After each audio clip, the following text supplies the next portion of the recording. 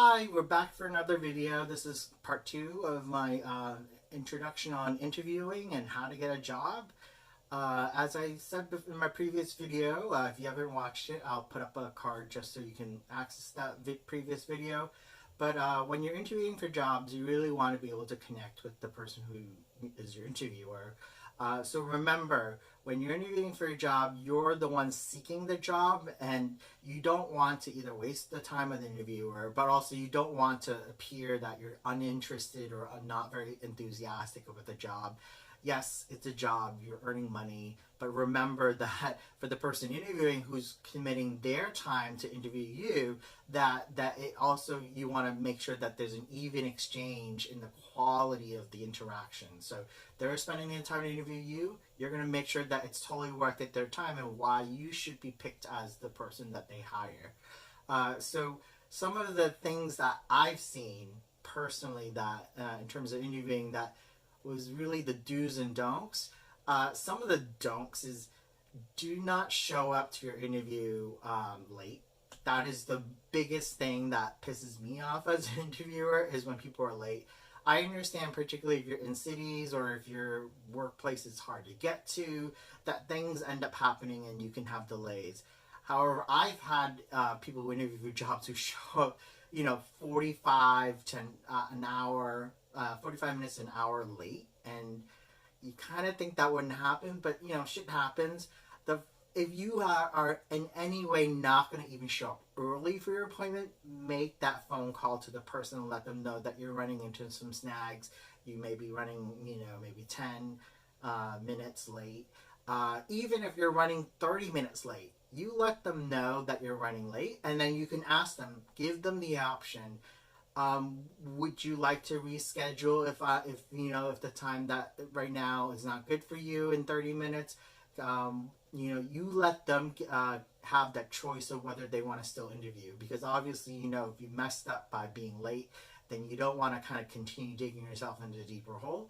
So important, be on time, because that's going to show your boss, whether or not you can do that in the real job. The second thing is, I don't think fashion really matters in terms of interviewing for a job, unless it's probably something that has to do with fashion maybe. But in most jobs, what you wear to your interview isn't necessarily always reflective of your own personal style. So I don't necessarily hold it against interviewers who may not look comfortable dressed up in a suit. If the job does require you to be in a business suit, then you're going to have to get comfortable with that as a part of the job. But in the interview itself, I give a lot of leeway for people to how they want to dress. But the thing you do not want to do is come into the interview without something to write with. So that is actually an important fashion accessory, believe it or not. Having a pen, having some type of portfolio with a notepad, something that actually looks good to the interviewer when you have that actually is very helpful. That it shows you that it's like a professional accessory beyond a fashion accessory. So doesn't have to be a fancy leather portfolio that you're carrying, or you even have to have a briefcase if people still use briefcases nowadays. But you need to have the tools to, the proper tools, like a good pen or pencil, and a notepad, that's in some type of thing, like a portfolio folder or whatever, that really impresses. I always find that more interesting when people come with that stuff than, say, the most expensive suit or most beautiful dress that they're coming in for interviews. So remember, that actually is a one of the important things about dressing up for an interview. And then I think, like, lastly, as kind of the part two of interviewing, I think most people are definitely, when they're asked to come in for an interview, like I've said before in my previous video, it's a conversation, right? So you want to remember that with conversations, you really want to have things to talk about. So when an interviewer asks you questions, they're asking you to kind of give a response and give your own kind of response, right? But how do you continue that conversation? You can ask your interviewer, the boss, the supervisor, questions of your own. And if you feel like you don't have good questions to ask, uh, don't let that be the dead air, okay? Even if the person who interviewed you explained everything very perfectly about what the job is, the organization, you want to continue kind of the conversation going until your interviewer says they don't want to talk anymore. So how do you do that? So if they're talking about kind of the requirements of the job, what do? You don't have any questions about what you're going to do in the job. You can ask things like how is the office environment, how do folks work together, if you can ask how does your boss do supervision with staff. If none of that stuff comes up, you can say, well, what are some great places to eat around for lunch around here? Knowing the neighborhood, what's around this neighborhood, you can ask that. That's a good engagement, and that's also lets you know kind of what your boss or your potential coworkers are thinking about. What is work life like. So you want to continue those conversations until the point in which the interview says, I think I have a really good idea of what you are as a candidate. And so remember, engaging in conversation is really important. It's not a skill that I think like everybody should come in with, but something that you will pick up as you kind of go through different jobs. You'll learn what are things people want to talk about and what they don't want to talk about. Now, something that in terms of another don't is don't get political about things. I think it's very easy, and you want to feel like it's relatable to talk about politics in interviews, but I will tell you now that in general that's a very dangerous thing to do, and I know that might sound like common sense, but talking about politics isn't always about talking about politicians. Sometimes it's about opinions that you have about particular issues.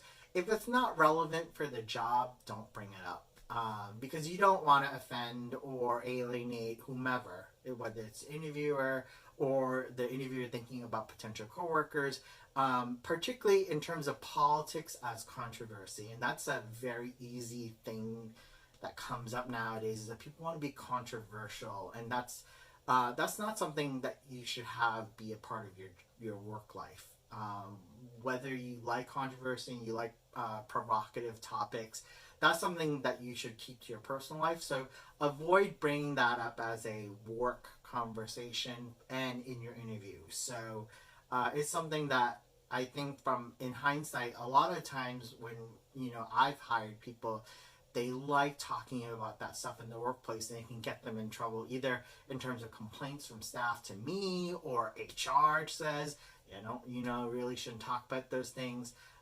So as an interviewer looking for jobs, even though you may feel like politics is an easy way to connect with people, not in a job setting. So remember that.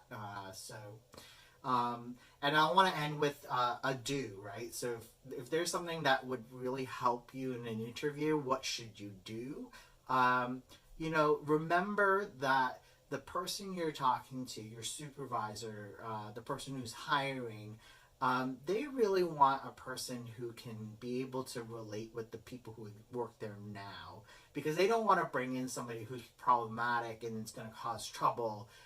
So how can you really articulate why you're a great candidate? And you can, if it's the skills, articulate the skills. The skills are about how you would make the job easier for everybody in this organization or in this department.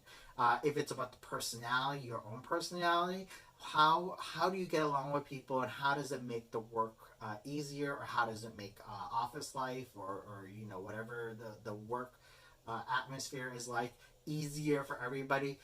That's what you want to do as a prospective employee, is to try to articulate the strengths and assets that you have, rather than focusing solely on the negativity of why you think you're better than other people because other people are awful at their jobs and why you're better. No, don't do it that way.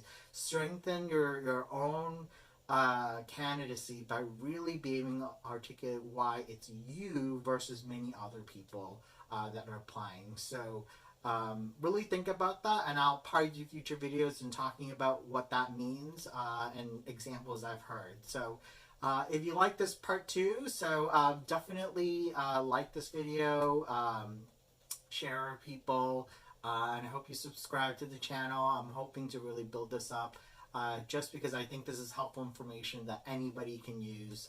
So I'll talk to you soon.